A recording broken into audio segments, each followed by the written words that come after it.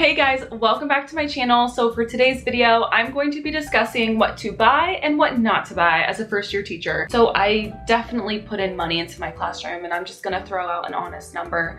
I honestly feel like, I think I spent 800 bucks. I don't even know. Hopefully you will learn from me and do the things that I wish I didn't do and you don't do them. Now, a year ago, I was actually just starting to buy things for my classroom and it was really fun. However, I unfortunately bought a lot of junk. So hopefully what I learned through my first year of teaching, you can apply to your first year of teaching. Hopefully the moral will be, don't waste your money. Now, I didn't waste a lot of money, but there's definitely things I could have not bought and saved my money. For those of you who don't know me, my name is Bree. Just finished my first year teaching. I taught 3rd grade. I am now moving to 5th grade and I'm in Southern California. All right, so I have a list and I'm just gonna go like sporadically on what to buy and what not to buy, and we're just gonna go with that. I am giving you these tips because I learned this myself. Now this is really, I just think teaching's like trial and error. You're gonna do something and you're gonna learn, okay, that was not the best idea, so you're gonna try something else. So that's kind of my perspective on it. This is what I did, and some things didn't work and some things did work, but it could totally work for you. It just didn't work for me. And this is really important because I soon realized this going into my first classroom. I wanted my classroom to look perfect and spectacular the way I see classrooms on social media. However, that is so hard to accomplish. Like, I can't even fathom, honestly. It took me so long to get together my first classroom and I only had like 4 days to do it. So do not compare your classroom to other classrooms. Just make your classroom the best for you. And if that means theming everything out, do it. Or if that means just theming a little section like I did in my classroom library, I just sectioned off my classroom library and made it like donut coffee shop theme, then do that. But just do whatever makes you happy, but do not stress about it, because trust me, the little details and the little theme and the little colored classroom is not going to make you a better teacher. It's not going to make or break you. So do not stress and feel like you need to have the perfect classroom, because you really don't. I think I stressed myself out a little bit too much in the beginning, but then once I put everything together and once I started teaching, I soon realized, okay, doesn't really matter. I need to teach the curriculum, so it doesn't really matter if I have a donut pillow in my library. Setting up your classroom is so much work, and I feel like it requires a lot of prep. And some people, like me this year, do not have that prep time. Last year, I did. This year, no. I have so much stuff going on in my life right now. Even thinking about setting up my classroom for this next school year, I'm excited for it, but I'm not gonna stress out about it. It's not worth it. So what I did, and I could recommend to you, is focus on little chunks that you wanna make the best that you can. So for example, mine was my library lounge. I loved my library lounge and I used it as an incentive system. It worked out fabulous in 3rd grade and I thought it was so cute, and that was seriously like my favorite part of my classroom, was that little chunk. Another chunk I really wanted to master was my organization of papers, because I knew there's gonna be so many papers that I'm not gonna know what to do with. Again, a tip is just focus on little chunks in your classroom instead of the whole entire classroom, because oh my gosh, it's a lot. And again, I'm gonna strive this. There are so many more important things to worry about than decor and pretty little organization things, like, trust me. And it is really, really hard to make your first classroom perfect, because I guarantee you when you get into the classroom and you teach maybe for a couple months, you're like, what was I thinking with doing a whole display wall for a birthday? What was I thinking? I could have made that a focus wall. You're just gonna learn as you go, so do not stress. You're a baby. Baby steps first, and then you grow. So for example, maybe instead of planning your entire summer on how cute you want your classroom or your classroom decor, maybe you should probably focus on classroom management and even your curriculum and how you kind of want to map out your day. Like, there's so much more important things to teaching than the cutesy artsy thing. Do not compare yourself. I truly do not. I know my limitations and I know my stress level, and I just do the best that I can and I'm fine with it. For example, for me this summer, instead of mapping out my classroom and like thinking of what artsy stuff or cute decor stuff I want on my walls, I am actually going hardcore, hard in the paint, and thinking of a really good classroom management system and routines and procedures that I want to nail on the first month of school. Like, that is something that I am doing, and I almost recommend doing that instead of focusing on things to buy for your classroom. Just a little tip. Or even focus on lesson delivery, because when I taught my first math lesson, that was just, I can't even put it into words how bad my first math lesson went. I was intern teaching, so I really had no idea how to teach math. So again, just focus on lesson delivery and curriculum. Now, depending on your school and site and district, you may or may not get money to purchase things. For example, at my old district, I did not get money to purchase whiteboards. Now, they did have like cardboard paper with sleeves that you can put in. I used them. I dislike them so much. The kids just crumple them in their desk, like they're just crumpled in their hands when I'm trying to do guided practice check. I couldn't read what they were putting on their board. So instead I did make the investment to purchase dry erase boards. So that's the first thing I would buy or recommend to buy are dry erase boards, because that is a quick math assessment. Those are quick guided practice checks. I actually made a video that I haven't posted about how I teach my math instruction. So I think I'm gonna edit that and get that out, because it's not the best, but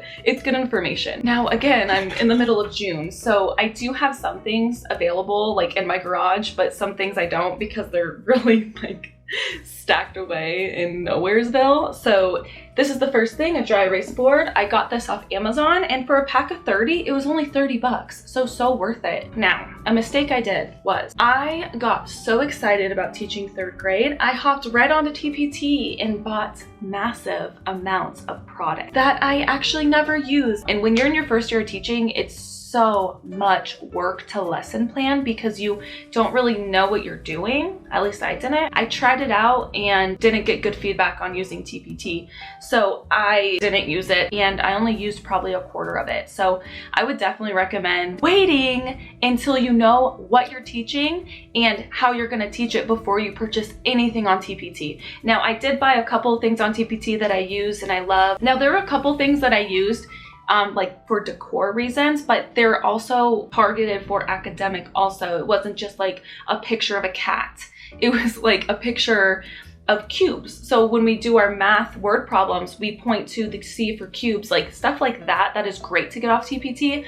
But for the actual content and lesson planning, I would hold off and I would wait until you know what you're teaching, because I made that mistake.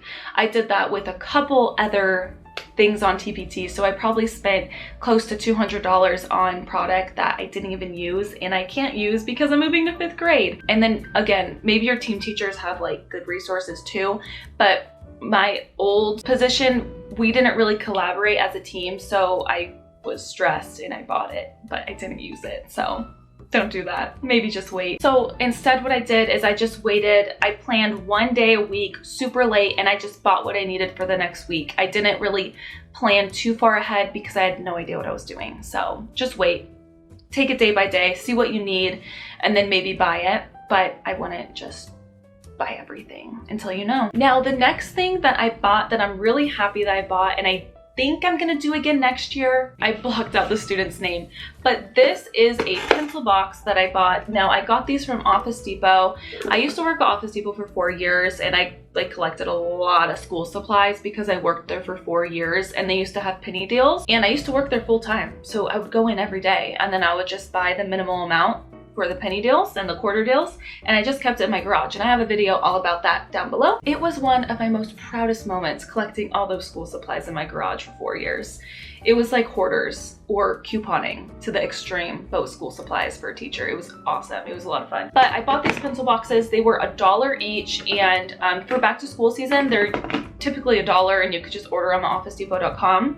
which is what I did. So for 30, they were $30, and they're not the most like durable. Obviously, they're $1, but they're $1. So you're not trying to break your bank. So inside, I made little labels for my students, and I laminated the labels. I put their name here, and I put their number, and I put a cute little kindness quote here. And this one says, "Kindness begins with you." Inside, I gave them 2 pencils. And each pencil, they're Ticonderoga pencils. Inside, I gave them 2 Ticonderoga pencils because they're really good quality. I put their number on it. And then I also gave them this Michelle from Pocket Floor Primary introduced me to this. It holds crayons. I put a pack of crayons in here, and they had this all year long, and so many students kept these all year long. Now this is what the pencil box does, but again, it's $1. You could probably find better ones, but again, $1. Now that's something that I bought, and I'm really glad I did, and I think I'm gonna do it again. I was fortunate enough to walk into a classroom library already basically built for me. I had so many books in there, but I also went Goodwill hunting. That's really fun. You guys can go into the Goodwill and just like look through the books, because they have like deals on certain days a week. In certain weeks they have different colors, and that was really fun for me to do in the summer, like just going through. However, I didn't know my grade level at the time, so that was a little tricky. But if you're lucky enough to know your grade level before you shop for books, that is the go-to. And also garage sales. I got a couple books from garage sales, but I mostly got them from Goodwill. I'm kind of thinking of things that are like outside the box and outside of what I thought I should have bought. The next thing that I bought, and I don't know, hit or miss, but a planner. I went to Target and bought this planner. This is the planner I bought from Target. It's filthy. That is gross, but this is Teacher Life Dirty Planner. I think it was like 10 bucks, but what I recommend is writing all your passwords in your planner, so you can just open it and refer back to your passwords, and maybe like the days you took off. Like if you were sick a day, just to keep a tally. I love paper planners. I wanted to use a paper planner. I actually started using a paper planner. However, it really just depends. I think you should buy a paper planner and then see how it goes. So what I did is I just used it for the month, like the big overview of the month. I just used it for the overview of the month here, and it helped me so much. It just didn't work for me. So I actually switched to planbook.com, and I purchased a subscription, and I did that because I had to turn in my plans every single week. Like I had to turn in my plans into my principal every week, and I had to turn in my plans into like the induction teacher that was supporting me. I wish I could have used this, I just couldn't, because my lesson plans needed to have the essential question, the standard, guided practice, direct instruction, assessment, independent practice.